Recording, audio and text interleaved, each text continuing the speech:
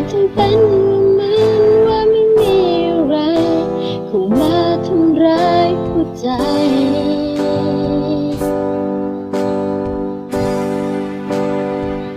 ต้องทนเหน็บหนาวแค่ไหนต้องทนปวดร้าวเท่าไรความทุกข์ทรมานในใจมันจะจางหายโลกซึมเศร้าที่เป็นเพราะเธอเป็นคนกระทำเจ็บมาแล้วกี่ครั้งเพราะเธอถึง